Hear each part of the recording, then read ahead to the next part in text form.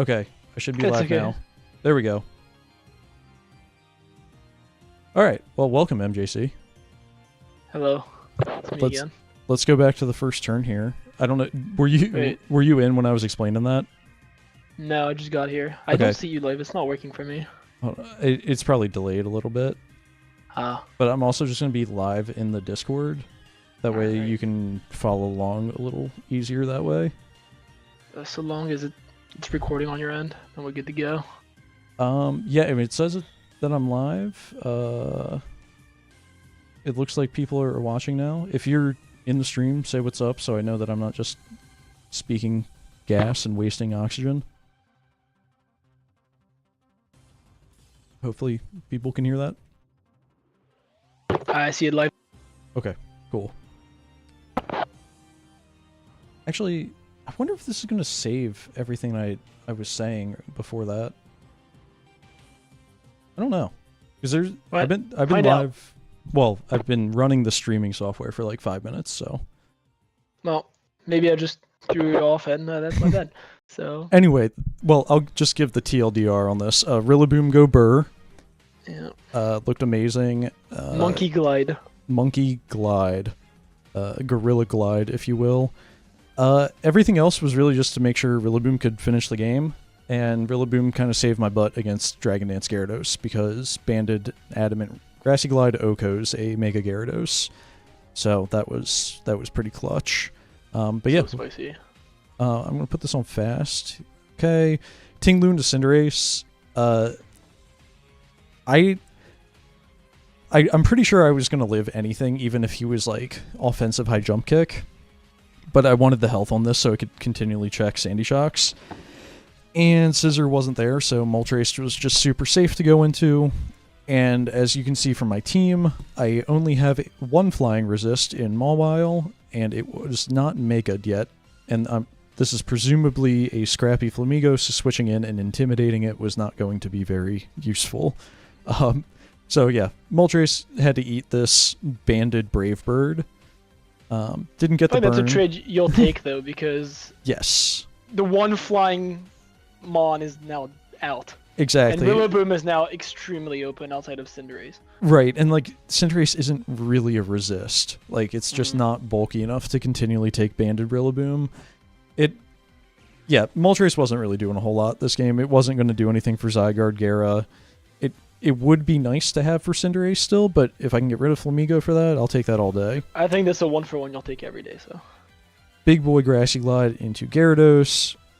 And I just stayed in because I was like, he's going to have to like crit me with Ice Fang to be actually dangerous to me. And if he Mega Evolves, he's dead. So I'm just going to attack again because I don't really need health on this, and I can Wish Pass with a Vaporeon to it too. So yeah, and then I crit the Cinderace on the switch in, so it was a pretty good start to my game. And then Vaporeon became the de facto Cinderace answer. And then here, since he burnt his Libero and turned into a grass type, I'm Scarf Pult. I'm outside of range of Sucker Punch at this point. So if he wants to stay in Sucker, that's fine. I will take Cinderace for this. I don't really need health on this because outside of Comfey, I'm totally fine against everything Rillaboom else. is looking more and more open as this gets chipped too. It's Yeah, it was going great. And Cordell wisely didn't want to stay in and find out that I was actually Right. faster than him still. Because, I mean, not that Cinderace has coverage for Ghost Dragon anyway, like outside of Sucker Punch. So having that speed didn't really change anything. And I just went for the Flamethrower here. It was a mid-ground to do some chip to Comfey, and it was like possibly burn Zygarde or Gyarados coming in on a Shadow Ball. It was just guaranteed damage. It wasn't the best play I could have made. I should have just Shadow Balled probably. sometimes it's just fine to click what's in front of you. Oh, because right. It was Grass type Cinderace. That's why I went for that because yeah, it was going to get the exactly. kill there. Yeah. And then yeah, U-turn out. Great play on Cordell's end, but I still have a full health Tinglu. I get to show off the Sand Tomb here. Wasn't really doing anything. That was another like deterrent for substitute Zygarde. I was very scared of that, and I shouldn't have been because I forgot that I just have like Infiltrator on Dragapult, which I ended up just staying in and OHKOing that. So that was pretty lit. Good 2 turns there for me. And then through Reflect, once again, I knew I was completely fine to take a +1 hit from Mega Gyarados. Goes for Crunch. So probably here 73. on Cordell, keeping the flying type would have been better. Not Mega, one of the cases where keeping your... Yeah, but after Grassy Terrain, I probably still live 2, yeah. Yeah, probably 2 hit, and doesn't get the recovery of Grassy Terrain with the flying type, so... And like I was saying earlier, know. Cinderace doesn't have coverage for Bolt, so I could freely pass a Wish to it right here, and I knew I was completely fine. And I could just go for another Flamethrower, because it was just damage. Yeah, no, at that point the game is done, really. And unfortunately, I do throw away my Mawile here, but I realized if I get a Sucker Punch off on that, then there is absolutely nothing stopping Rillaboom winning. It's just 3 Grassy Glides. Yeah. Bop, bop, bop. And it was possibly 4 if Comfey healed enough right here with Draining Kiss. But nope. Adamant, Choice Banded, Grassy Glide, took that down. So that was a kind of a matchup diff that I took advantage of this week. Cordell played that really well. The Comfey was really annoying. But yeah, I think I had some really solid prep leading up to this. I didn't run any mocks, but it just a lot of theory crafting made it go pretty smooth for me. But yeah, that's pretty much it for me. We'll go over to this Rain on Rain team.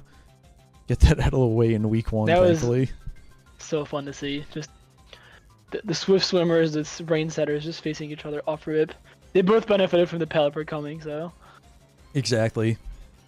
I mean, we'll see the Dracovish damage in a little bit, but... Yeah, I'm familiar with it. Ton was in this weird spot where he absolutely had to bring Pelipper because Swift Swim Swampert was his best win condition. But because of doing that, he no longer had a switch in to Dracovish. And like, this is a 100% health Ferrothorn. It took 78.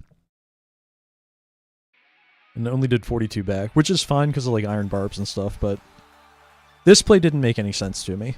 I didn't agree with that one either. Yeah. I think you should just take the trade there. Especially here, because you just sack. Especially. Right, if you're going to sack the Ferrothorn, might as well do it. And yeah, Mola has regen and whatever, but you could have saved yourself an extra like 20%. And Mola's just full health regardless here. Right. And, yep, free banded U-turn off right there. Only one more turn of rain though for Swampert. Tried to be a little cheeky going for the Ice Punch on the Torn. Yeah. And took a bunch of damage there in return, which is a little risky. There's always a fine line of like what's in front of you and what could be coming in, and a lot of times it could be just a 50-50 because the other person is just thinking, what if I just stay in because they won't expect me to. Right. So, you know. And that was a massive play right there, staying in on Joe's end to get the Grass Knot off. I don't know if Tornadus lives a rain boosted waterfall from Swampert. It's probably pretty close on the calc. But I don't know, maybe Joe really wanted to keep the Dracovish around for Alamomola. But it felt like that was a good turn to sack Draco and then maximize Tailwind, and then I don't know. Or maybe it was sack Torn and then maximize Tailwind with Dracovish afterwards was the idea. That could have been possible. Yeah, because that Tailwind is not getting wasted. I mean, it's not wasted, but Alamomola doesn't really need it. And then you switch in, and then Tailwind's over. Right, and this turn, I think if Joe just went for the Bleak Wind and got some chip onto Pelipper, that would have been huge. Like, look at... Yeah, Meteor can switch into Bleak Wind, but does it really? Like, it... I don't know. I don't think going for the switch to Draco was the play there. I think just getting some damage down, like just Bleak Winding, and you're happy. Played fine though. It ended up being okay. I mean, still taking Pelipper all the way down, and I think from that point on, Rain being out of the equation is better for Joe than for Town.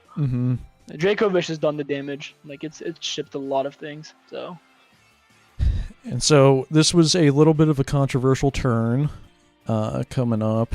It actually, after running the calcs, did not matter, but Minior crit Earth Power to Oko Arch did not matter. This was special attack boosting Minior, so it actually got the kill. Yeah. Which, I mean, yeah. Excel Rocket will always just claim that back anyways, so. Right, and I mean, Arch would have been cool to keep around for Mola.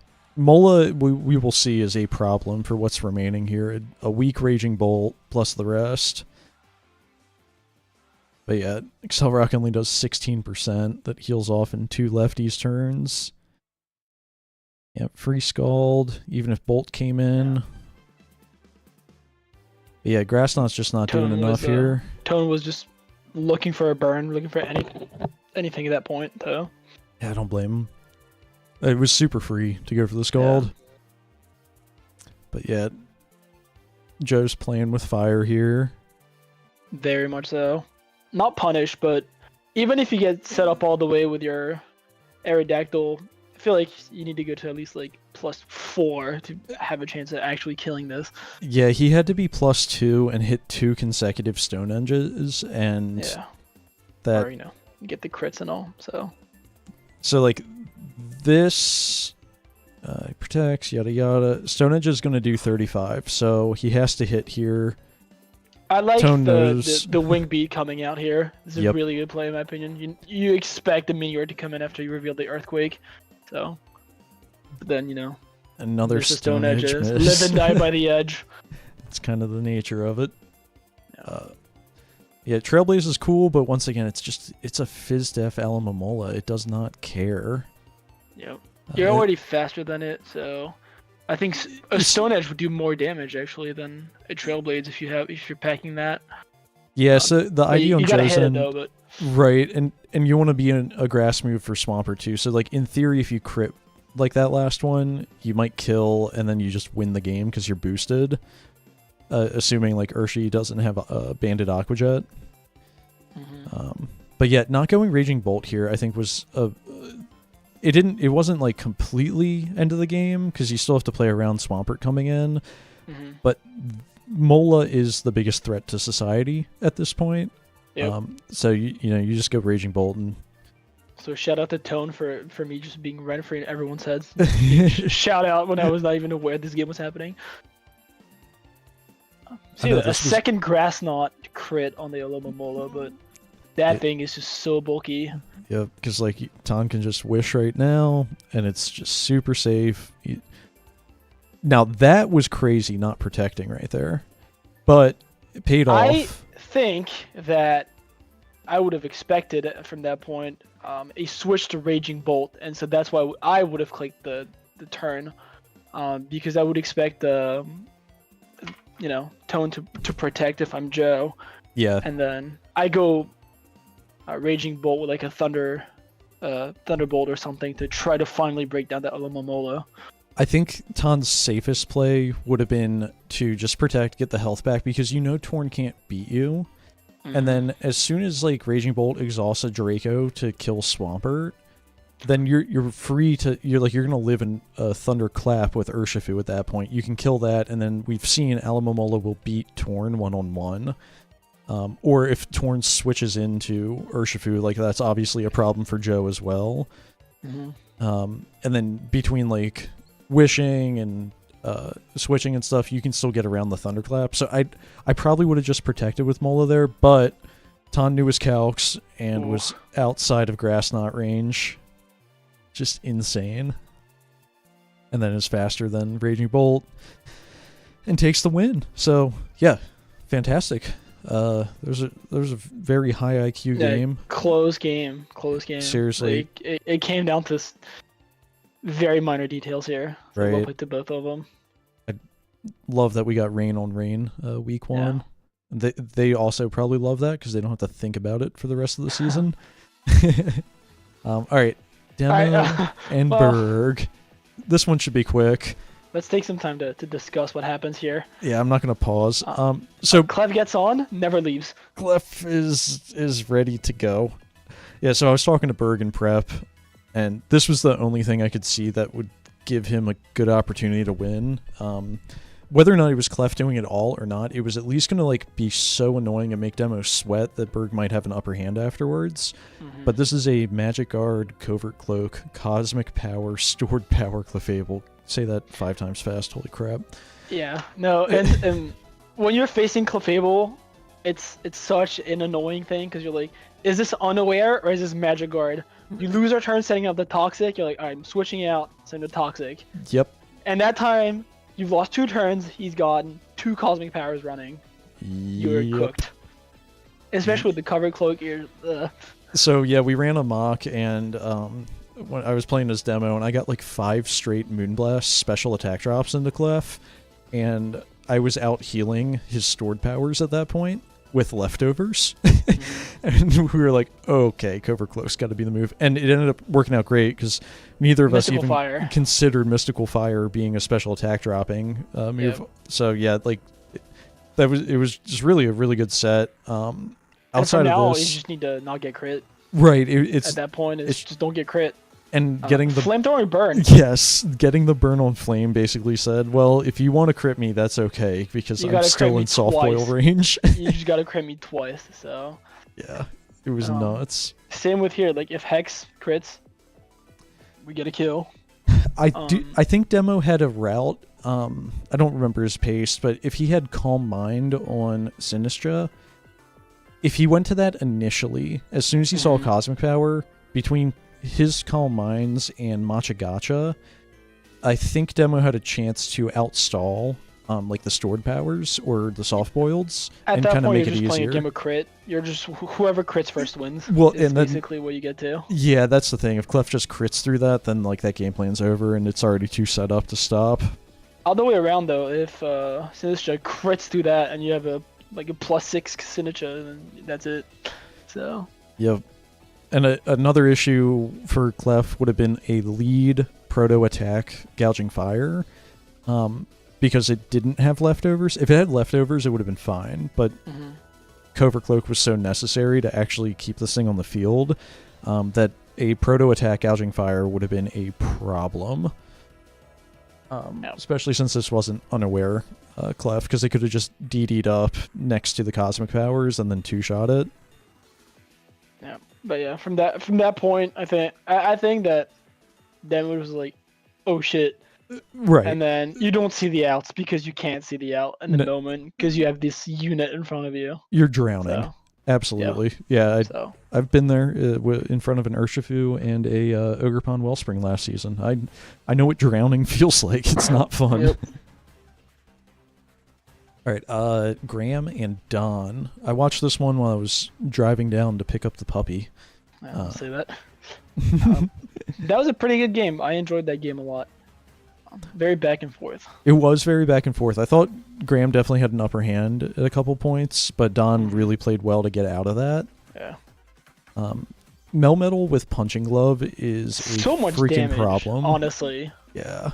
That does so much damage to the Slowking. That's really surprised me that the double Iron Bash was a 3-hit, basically. Mm-hmm. Let's see, the Ice Spinner. Yeah, okay, so... Very bulky Swampert, I believe. I think this play, going for the Ice Spinner into Swampert, was, like, way too hard of a read on Graham's end. Because, like, you have a Charizard, you have a Slowking... I mean, honestly, even if Arboliva comes in on you, you can just Ice Spinner the next turn because you're faster. You get rid of the terrain, you're not really worried about it. So, like, I think that was overly aggressive, and just going for the EQ would have been completely fine. Just to get a little bit more chip, because we're going to see that this Swampert having, honestly, that EQ damage probably would have won... I wouldn't say it would have won Graham the game, but he would have gotten a lot more kills later with Crabominable, because Swampert would have been in range. But yeah, this is a Scope Lens. Really cool. Mm-hmm. Lots of crits. Yep, Scope Lens with Focus Energy, so it's just critting everything. And at that point, I really thought, like, Graham's in a great spot here. Obviously, there are ways to get rid of this. If this wasn't Booster Speed Roaring Moon, Graham actually would have just won. Yeah. Yes. because Ice Beam would have just killed, and then I don't think anything comes in. I don't think Mega Gallade does not outspeed, and that the game's over at that point. So booster speed was incredibly clutch. I mean, wasn't put there randomly. There most definitely was a purpose to have a booster speed on this instead of booster attack. So right, it's well prepped on Don's end. Yeah, having a backup plan for the Inteleon. But yeah, Rapid Spin. Okay, yeah, there's the Citrus Berry. Yep, and if I'm Graham right, I'm just spinning all day, but then Don had the tech. He had the Yawn Swampert to be able to ensure that the rocks went up. Super clean. I think this is the Trick Room turn. Yeah, here we go. Graham went for Surf. I think he had Ice Beam. Just, it didn't really matter because I think Crab's just going to get the kill this turn regardless. See, I would have saved. I would have just sacked something else. I would have kept Slowking because knowing Oricorio has a Quiver Dance, and you're gonna need Crabominable to just be able to come back in and click, basically. Yeah.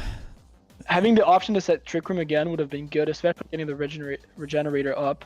Sack, like Togekiss, sack anything. I think Slowking definitely had some mileage in this game. Because let's see. Okay, he would have lost the Life Orb if he Chilly Receptioned out into Crab, but that still kills Roaring Moon. It still kills Arboliva.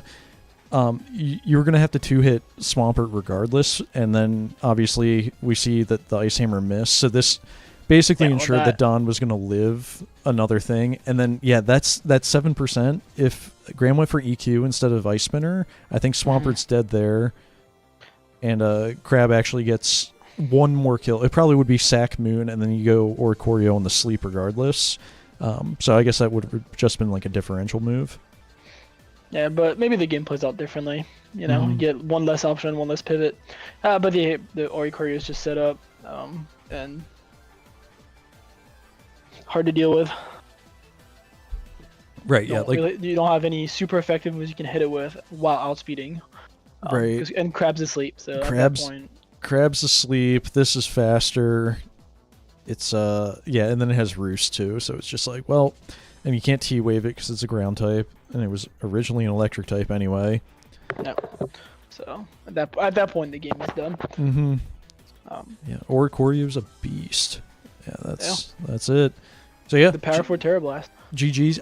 I really do think like if that wasn't booster speed Roaring Moon, I think Inteleon just won. Yeah, I think that game was actually a lot closer than the differential will show. Like a 4-0 seems pretty one-sided, but I think that game was actually pretty close. So yeah, both of them. It was a nail biter. All right, E and Ty. I'm trying to remember this one. Yeah, this was when I was coming back. Okay, yeah. So, in the prep for this, I think it was like, King Gambit on Ty's end was always like, all my friends are dead, and then ended up winning regardless. On Ty's end of prep. Moment. Right, it was like, I don't care. I'm a Gambit. But Ty had a really bad matchup without that sort of backup plan. And so, yeah, we got Terra Ground off rip. Good switch on E's part. Yep, Serena coming in on Rotom all day. Rotom not getting the electric terrain boost is tough. Being a levitator. I think it's really cool to actually see a Cork Drive getting set up by not a booster. And not a Pincurchin. Really cool that the terrain changed, but the problem is that that's the cost of your Feeny because you are weak to the... Right, and that one hurt. Yeah. that one hurts. That was a hard cook, hard predict. And it was the wrong herb. Yeah. Which then let Whimsicott come in and kill it. It deserved better on this. Yeah, that's tough. I guess luckily for E, it didn't impact the final result of the game. Exactly right. But still, you feel the pain when the tech doesn't come off. We see a little bit painful. King Gambit get its first knockoff of the season off right there, which is pretty dope.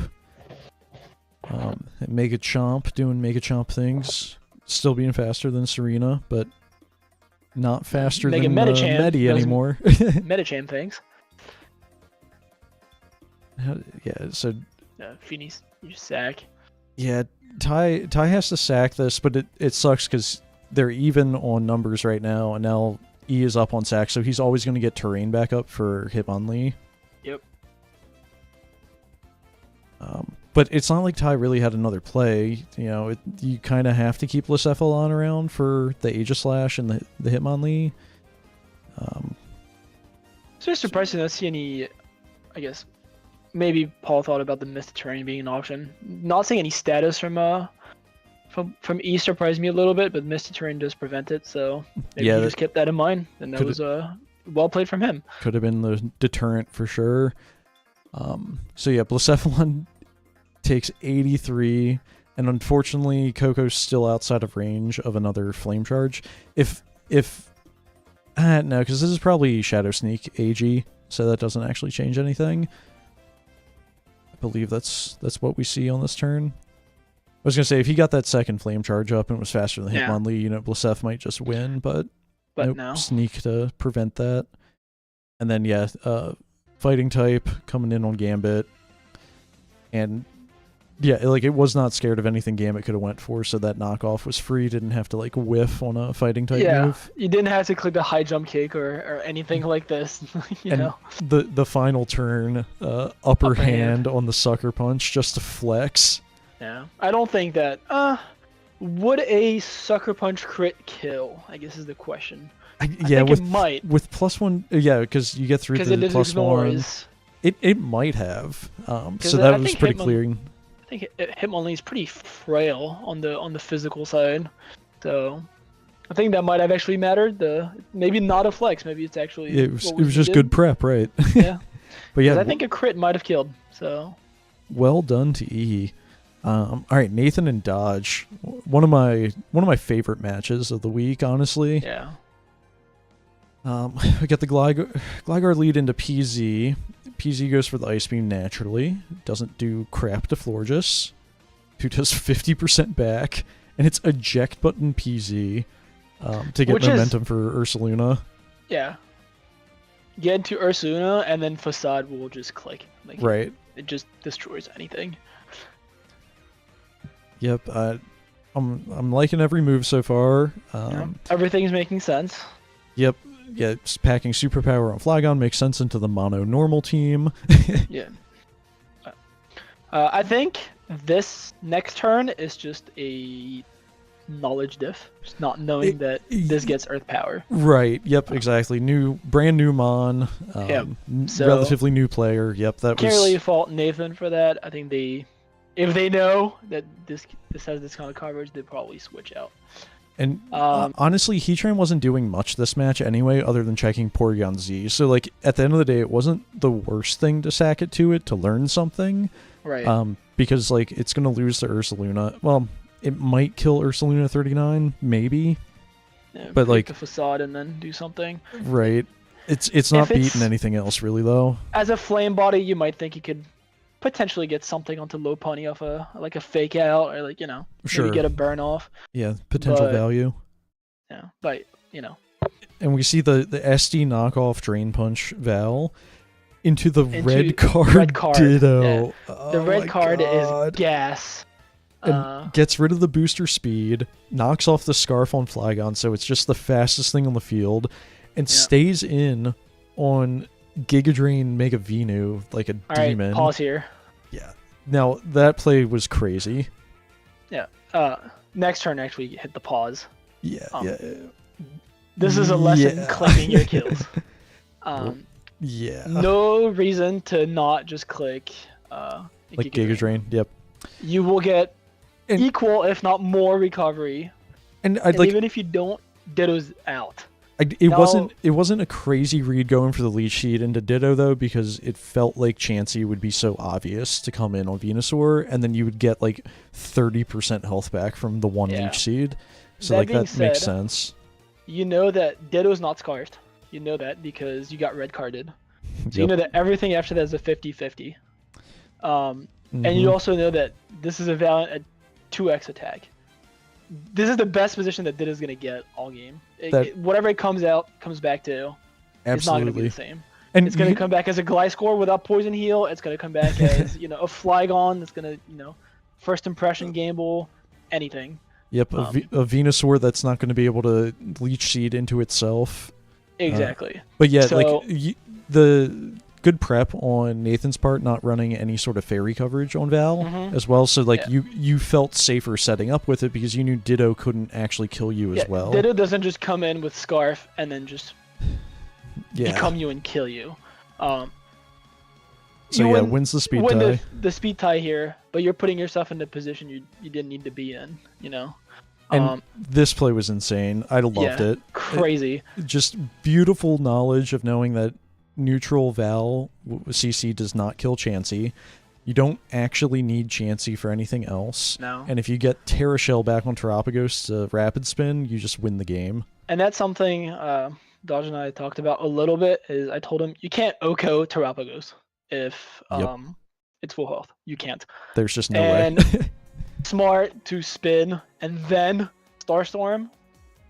100%. Then you outspeed and then you just click Starstorm a couple of times. So Terapagos getting 4 kills this game? I think so. Believe. Yep. Pretty good mileage out of the Mons already. I think Dodge's team is not troll. I know it's mono normal. You might think, mono normal, whatever. But in the breakdown I talked about, mono normal doesn't have a lot of weakness. Right, and not everyone's packing a lot of fighting types. And having Terapagos, meaning you actually have a resistance to fighting moves, at least once, is crazy. And Lopunny didn't even hit the field. Right. A lot of things get CC superpower, but they don't hit us hard when they're not from a fighting type. And the Terapagos will make use of your stats getting lowered. Because if you superpower, not super effective, but then you're attacking again with a lower attack, not stabbed a lot of the time, and it can eat it. And then it just rests on you, and then... Yep.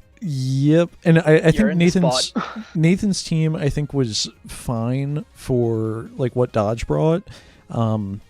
It was just more of preserving the Scarf on Flygon that we actually have a way to kill Lopunny because everything else is slower. Or, your booster speed Val, maybe you tried to do that later in the game. Obviously, you see a mono normal team, you feel very free to go for an SD because you're not going to die to anything. And then the red card was just incredible prep. So, I don't think Nathan did anything necessarily too wrong. It was just save Flygon a little bit more. Well, actually, wasn't Flygon the one that came in from the red card onto the knockoff? I think it was. I'm pretty sure. Maybe, yeah. I'm pretty. Yeah. Oh my God. No. Yeah. It came in from the Valiant, got knocked off immediately. Yeah, you can't really do anything about that. So that's unlucky. All right, your game. What were your thoughts going into the matchup? What was looking good? What was looking bad? My thoughts were, fuck it, we ball.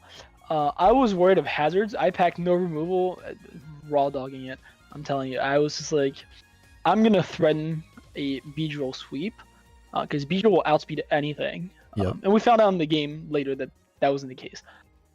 But I basically realized when that team came through that with Terra Water, Galvantula, I was very free to just spam Volt Switch into Slowbro. The only thing that could technically eat a Volt Switch was Lando. And then, Terra Water threatens it, puts it low, and then I basically kept going between those two because the synergy was going so good. No, I love that. You definitely did a ton of Volt pivoting. Volt Teleport Core, which is just super oppressive when you have a Beedrill, a Mammothswine, a Lele, and a Hawlucha to work off of after. I had a lot of offensive threats. I mean, going into this, I knew that Slover was gonna have to put in a lot of work. Yeah. And it did, and it started by you can hit play, and I can kind of give you where I was at mentally. Lead Galvantula, right? Yep. I obviously expected that. Right. Volt Switch to Slowbro. Threatening the webs. Exactly, and that was fine. That I was gonna click Volt Switch regardless of the lead. Nuzzle, I was caught a little off guard by it, but I was I don't really mind the paralysis being here. And I decided to run a Specs Lele just because hits. It hits quite hard. Yep. I was thinking about just clicking Shadow Ball in that position. Sure. Which could have worked out great, right? The Hatterene going into Metagross. But I kind of wanted to scout what was going to happen, so I just hard switched back to Slowbro because I didn't think it could be done to Slowbro from any of these mons. Metagross was most likely to come in regardless, and so Slowbro was fine for that. Yeah, obviously the Shadow Ball would have been crazy, but yeah, Slowbro was just super safe. Yeah. This gets a little scary. Obviously, okay, the Scald here, Burn, I'm not gonna lie, is massive because it just negates Metagross. That being said, if it doesn't get burnt, I'm still doing the same things. I'm just going into Lele to spec Shadow Ball a little earlier. Sure. Now I just have the luxury of just doing this over and over again. Yep. Yeah, and at that point, I'm setting myself up for a Beedrill, right? In my head, I have Beedrill. You're right. You're just looking for some Lando chip, and then Beedrill looks amazing. I'm just looking at this, and you will see me at some point right here. I don't click Volt Switch because I'm like I don't want this to die because this could be my Fellstinger enabling. Sure. So this happens. Get parried here. Doesn't matter. Fair. Crit. Teleport out. Fair. If I get parried here, I just hard switch after. Sure. It's not that big a deal. And here I decide to actually click Volt Switch, and then I decide to just get some damage. This is why I find out this is Scarfed, and this is why I got sad because Beedrill's no longer sweeping the whole team. Right. But that's okay because I still saw the play, and because it was chipped, I knew that anything could just then kill it. And I just keep going back and forth, right?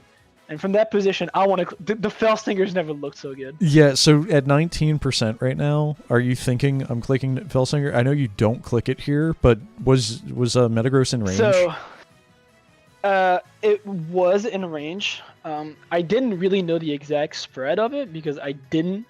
The burn made me kind of not want to look back and like, oh, is it like adamant? What kind of are we looking at? Yeah, tough to gauge. And so here I'm like, all right, I know that Lando's Scarfed, so no point in doing Fellstinger because I'm gonna be sad if I have to switch out a +3 Beedrill. Fair enough. Claim my kill, get out. And I see Walking Away come out. I was like, damn it, I should have just gotten my kill.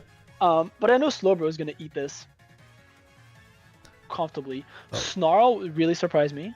I'm not gonna lie. But I go Future Sight, and then I'm like, all right, I can sack. I don't need you anymore. Get my regen. Now Lele comes in.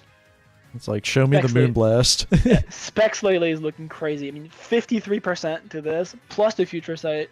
Right, even if Zard came in, yeah, you'd end up getting the kill with Moonblast plus Future. So I'm just looking good here. I stay in because I don't think you're in range of anything. I don't die to Earthquake because I'm like, okay, this is Scarfed. Here I just let it go down because I'm like, I have Hulucha, this is Scarfed. You got your chip on everything you need. It's checkmate. Yep. They can't hit me. Free Swords Dance, and we just clicked moves. I love it. But Mamoswine didn't come in, which is fine because it. But that was my Lando check. I mean, probably the best Lando check I could have gone. I actually went Oblivious on it to avoid Intimidate. I love it. To make sure I win the straight 1v1. Yeah, it's not like with Thick Fat you're living a Zard Y flamethrower anyway. Yeah. Plus, in that position, I was like, I'm never using, unless things were really wrong, never using Mamoswine as a switch in as a sack. So worst comes to worst, I will just Ida Shard, get some chip, and then Beedrill's faster. The only thing that could have really upset me here was a Dragon Dance Y, a Charizard Y, but I didn't foresee that happening because it's more of a special attacker. So that's why I wasn't impressed about putting any webs or anything because I knew I had the speed. I mean, not like Charizard would have. Right, and taken webs, but I wasn't as worried at speed control. This was Tavi's first ever draft league game too, and I think they played well. Like considering you just had the blender rolling, like it's so insanely tough to play around that. Yeah. Plus the Scaldbird on meta made that tough with like not actually doing damage to Slowbro to force progress. Couple good brings though. I mean, I think the Scarf Lando was a great bring because it completely negated Beedrill. Yeah. Beedrill at 100% will always die to Earthquake from Scarfed. Beedrill's frail. So it just completely neutered the B drill. So I had to play around other things. Luckily, the scarf also made it that I could get a free swords dance off of my after getting the unburden. It definitely kept pressure on me. I love the snarl tech too on Walking Wake for a Slowbro. Absolutely. And obviously that works well into your other special attackers, possibly switching into a dragon move. Absolutely. Charizard plus Walking Wake, I think, is going to be a problem this season. Once Tavi kind of figures out exactly when to get them in and everything, like that's going to be looking really strong. I agree. So, props to them. Maybe a little worried at the beginning, I was kind of in control with the pace of like the volt teleport. Yep. But I could have gone a different way if I made like one wrong move. So.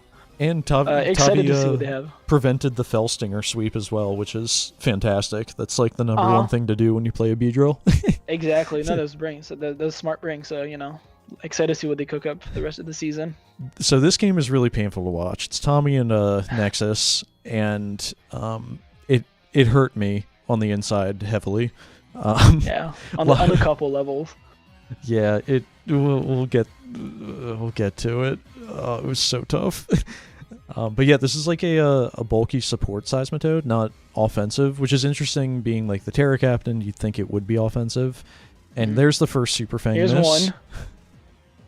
One. And if you look at Tommy's team, he does not have a great Super Fang switch. Like Noivern looks problematic here, but Spadef Blastoise actually like handles it pretty solidly.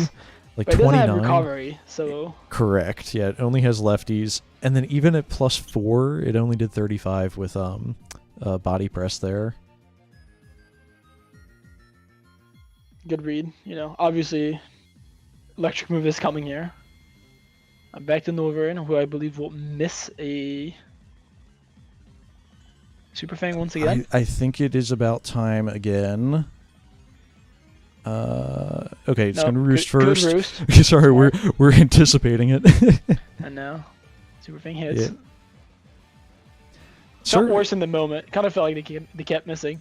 There we go. There we go. Because Blastoise is at 29 right there. Draco possibly kills, so maybe Nexus is thinking, okay, switch to Jirachi on the Draco. I'm gonna get it with a Super Fang. The plays make sense, and I mean, it's not like you're losing that trade 1v1 because you can just roost up. It takes like 3 surfs to get you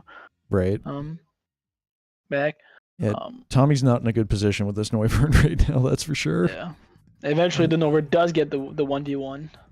Yep, and then Scarf Hydreigon comes in. Free U-turn here on the switch. Smart. A Rocky Helmet Dancy, nice. Okay, This is where the magic happens. The magic is happening. Cosmic Power for the second time this week. This is going to be a problem this season. Yeah. And you're back in the demo position of, it's time to crit. And unfortunately, the crit doesn't happen here. No. And then this happens. Weakness policy procs from the Tusk Earthquake. Now, that switch to Noivern was... It worked out beautifully, but I don't know. I feel like Jirachi at +2 defense, you're already faster than Tusk. You just go for the stored power again, and maybe try to... Right. I don't know if you need your health at all. Like... Victini V-Create plus Pinsir EQ possibly kills you at +2 defense. Played it safe, though. And I think that's fair. Because, like, what happens is the Super Fang misses, and it doesn't even matter. But, like, you would have been at 50% opposed to killing the Noivern on the switch-in, and you're at 60%. So, like, I don't know. That being said, you see the damage from Victini. Yeah, I guess Pinsir ends up killing it with EQ at that point. But then you still have Unburdened Sneasel, a Sneasler for like the end game. The damage has been dealt at that point. A lot of things have been Tusk has a bunch of chip, and that's probably why Nexus was saving Tusk, because like Sneasler was looking so dangerous. But if it was Unburdened with Acro, it's probably killing at 58%. And here you just need the crit or something here. Like you just, it's sad when your game plan resorts to this, but there's nothing more you can do. Also, my Mega Pinsir could never not get a kill here, but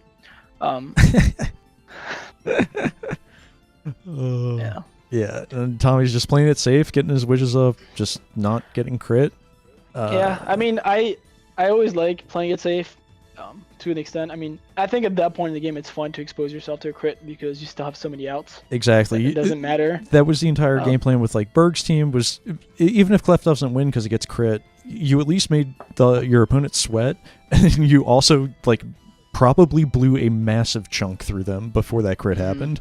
So like, yeah, even if that crit happened at any point with those last 4 Mons, Tommy still has Bulu, a relatively healthy Seismitoad, Sneasler, and a Scarf Hydreigon. The Scarf Hydreigon might just win the game, honestly, like with the chip that was done. So, yeah, it was a really solid bring on Tommy's end. Unfortunate way for Nexus to show up to the league and miss pretty much every 3 Super Fang. or 4 Super Fangs. It's like at 90%.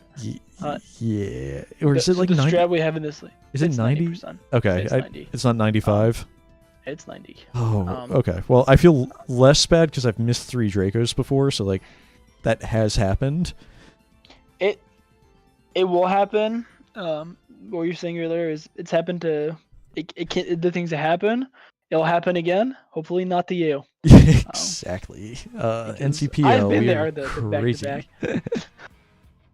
But yeah, that's it for week 1. Bunch of good games. Thanks for joining, MJC. I'm gonna Of course taking over the YouTube channel with you, dude. Please, I need as many people doing that as possible to keep me motivated to keep doing these. Hell yeah. So yeah, we'll be back next week sometime. I don't know, Tuesday, Wednesday, or Thursday next week probably, and do a watch together for week 2. We already got 1 week 2 game in, so I'm gonna save that for next stream. But yeah, I'm gonna call it there. Peace, guys.